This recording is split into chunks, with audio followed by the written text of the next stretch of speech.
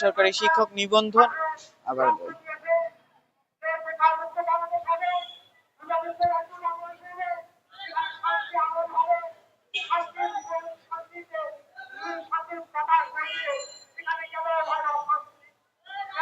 প্রিয় দর্শক, আমরা এখন আছি বেসরকারি শিক্ষক নিবন্ধন ও প্রত্যয়ন কর্তৃপক্ষের সামনে। এখান থেকে আমরা আপনাদের সাথে সরাসরি যুক্ত হয়েছি। গত 19 ডিসেম্বর এই যে বেসরকারি শিক্ষক নিবন্ধন কর্তৃপক্ষ যে নিবন্ধিত যে শিক্ষকরা আছেন তাদের বদলির বিষয়ে একটি নীতিমালা প্রকাশ করেছে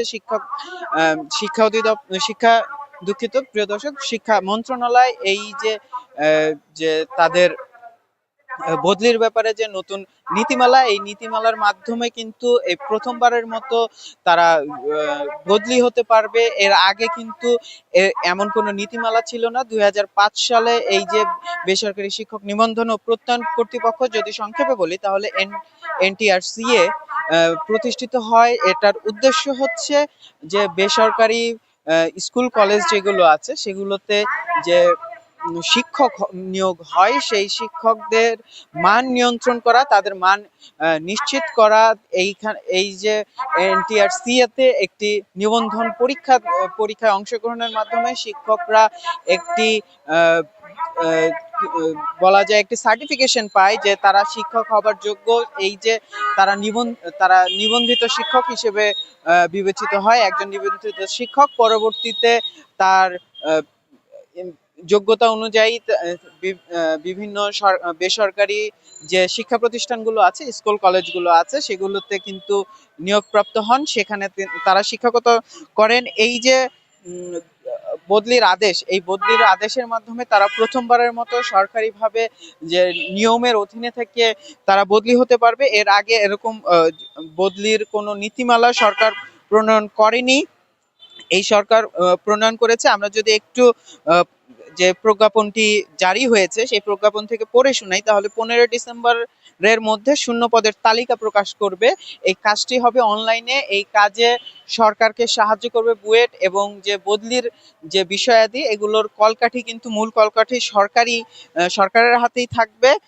15 সেপ্টেম্বর এটি প্রকাশ করার পরে 1 থেকে 30 অক্টোবরের মধ্যে যে বিভিন্ন শিক্ষা প্রতিষ্ঠানে যে শূন্য পদ আছে সেই শূন্য পদের প্রেক্ষিতে, সেই শূন্য পদের বিপরীতে আবেদন করা যাবে যে বদলির জন্য। 30 ডিসেম্বরের মধ্যে এই যে আবেদন হয়েছে এই আবেদনের প্রেক্ষিতে, আবেদনের সাপেক্ষে যেই বদলি আদেশ জারি হবে সেই আদেশের উপর নির্ভর করে নতুন কর্মস্থলে যোগ দিতে হবে। এখানে কিছু শর্ত যোগ করা হয়েছে প্রজ্ঞাপনে। প্রিয় দর্শক, শর্তগুলো যদি আমি বলি, চাকরিতে যোগদানের 2 বছর পরে বদলির আবেদন করা যাবে।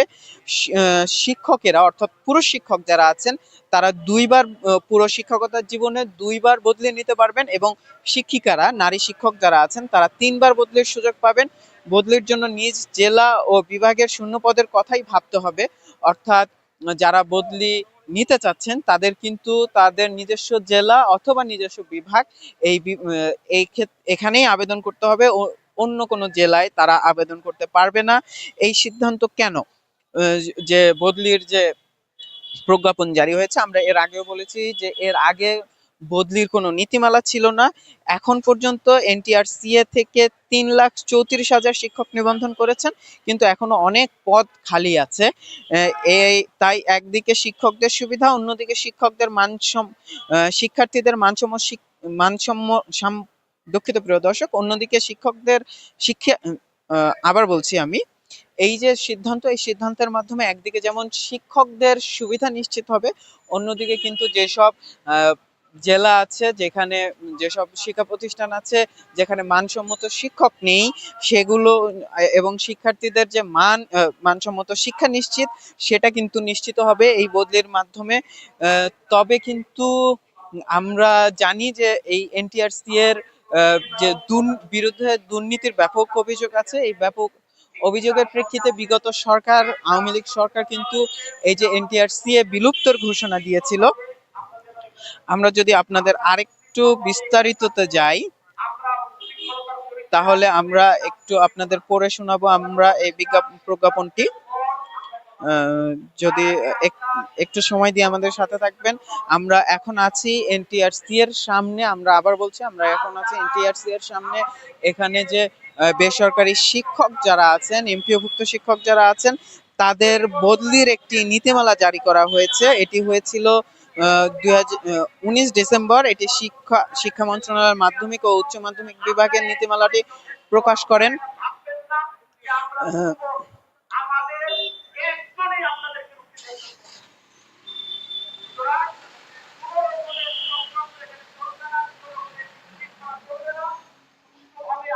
আচ্ছা, এই যে আমরা যদি আবার একটু তারিখগুলো পড়ে শোনাই, তাহলে 15 সেপ্টেম্বরের মধ্যে অনলাইনে যে শূন্য পদগুলো আছে, এই শূন্য পদগুলোর একটি তালিকা প্রকাশ করবে এনটিআরসিএ। সেই শূন্য পদের সাপেক্ষে শিক্ষক যারা আছেন, যারা বদলি নিতে যাচ্ছেন, তারা আবেদন করবেন। সেই আবেদনের তারিখ হবে 31 থেকে 30 অক্টোবরের মধ্যে। এটি কিন্তু 2025 সালের কথা বলছি আমরা। 30 নভেম্বরের মধ্যে বদলির আদেশ জারি করা হবে। 30 ডিসেম্বরের মধ্যে নতুন কর্মস্থলে যোগদান করতে হবে। এই যে যে যোগদান, এই যোগদানের জন্য বদলির জন্য যে যাতায়াত খরচ, এটি কিন্তু সরকার বহন করবে না, এমনটি এই যে প্রজ্ঞাপন জারি করা হয়েছে সেটিতে জানানো হয়েছে। আমরা যদি একটু বলি, খালি পদ খালি সাপেক্ষে দূরত্ব বিবেচনায় আবেদনকারী নিজ জেলা ও বিভাগের মধ্যে বদলি হতে পারবেন। এই সম্পূর্ণ কাজটি ডিজিটালি একটি সফটওয়্যারের মাধ্যমে নিয়ন্ত্রিত হবে, অনলাইনের মাধ্যমে এই কাজটি হবে, যার জন্য যে কারিগরি সহায়তা সেটি সরকারকে দিচ্ছে বুয়েট। আমরা যদি আরেকটু বলি যে যোগদানের ক্ষেত্রে যোগদানের তারিখ থেকে কিন্তু সিনিয়রিটি গণ্য হবে। অর্থাৎ যদি কোনো শিক্ষক আগে নিবন্ধন নিয়ে থাকে, তবুও যেই শিক্ষক আগে যোগদান করেছে তাকে সিনিয়র হিসেবে বিবেচনা করা হবে। এই সিনিয়রিটির ভিত্তিতেই কিন্তু যে আহ, যে বদলির আদেশটি জারি হবে। অর্থাৎ যারা সিনিয়র তাদের বেশি গুরুত্ব দেওয়া হবে, তাদের আবেদনকে বেশি গুরুত্ব দেওয়া হবে। সেই আবেদনের প্রেক্ষিতে তাদের যে বদলির আদেশ, তাদের চাহিদা অনুযায়ী সেই বদলির আদেশ জারি হবে। এই যে বদলির আদেশ, এই বদলির যে নীতিমালা, দুঃখিত প্রিয় দর্শক, এই যে বদলির নীতিমালা, এই বদলির নীতিমালার মাধ্যমে কিন্তু যে দীর্ঘদিনের যে বদলি সংক্রান্ত একটি জটিলতা ছিল এই বেসরকারি নিবন্ধিত শিক্ষকদের মধ্যে, সেই জটিলতা কিন্তু অনেকাংশেই কেটে গেল। তো এই যে বদলির আদেশের বিষয়ে এই ছিল এনটিআরসি এর সামনে থেকে আমার কাছে সর্বশেষ। পরবর্তী কোনো একটি নতুন তথ্য নিয়ে আপনাদের সাথে আমি যুক্ত হব। ততক্ষণ নন্দন টিভির সাথে থাকুন। নন্দন টিভির ইউটিউব চ্যানেলটি সাবস্ক্রাইব করতে ভুলবেন না, ফেসবুক পেজটি লাইক করতে ভুলবেন না।